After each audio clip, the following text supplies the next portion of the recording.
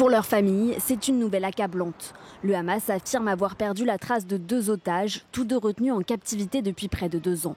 L'un d'eux était apparu dans une vidéo de propagande du Hamas en avril. Les brigades Al-Qassam, la branche armée du Hamas, soutiennent que la perte de contact avec ces otages est liée aux opérations de l'armée israélienne dans la zone de Gazaville. Elle réclame une trêve. La vie des 2 prisonniers est en réel danger et les forces israéliennes doivent se retirer immédiatement au sud de la rue 8 et cesser les opérations aériennes pendant 24 heures à partir de 18h dimanche afin de permettre des tentatives de sauvetage de prisonniers. Sans répondre directement, Israël dit ne pas vouloir stopper son avancée.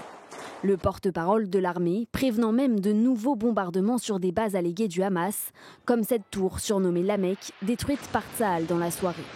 Malgré ces opérations, un accord serait très proche. C'est ce qu'a affirmé vendredi Donald Trump. Il l'a de nouveau confirmé ce dimanche sur son réseau social. Nous avons une réelle chance d'atteindre quelque chose de grand au Moyen-Orient. Tout le monde est prêt pour quelque chose de spécial, une première. Nous allons y arriver. Un plan en 21 points serait en cours de discussion. Il prévoit un cessez-le-feu permanent à Gaza, la libération des otages israéliens détenus dans l'enclave, un retrait israélien ainsi qu'une future gouvernance de Gaza sans le Hamas.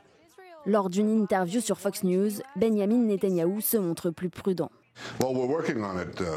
Ce n'est pas encore finalisé, mais nous travaillons actuellement avec l'équipe du président Trump.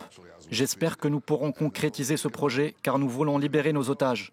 Nous voulons nous débarrasser du Hamas, le désarmer, démilitariser Gaza et créer un nouvel avenir pour les Gazaouis comme pour les Israéliens. Certains points resteraient à éclaircir.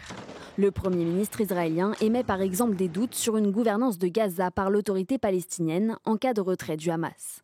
Il doit rencontrer Donald Trump lundi à la Maison-Blanche pour mener plus avant ces négociations.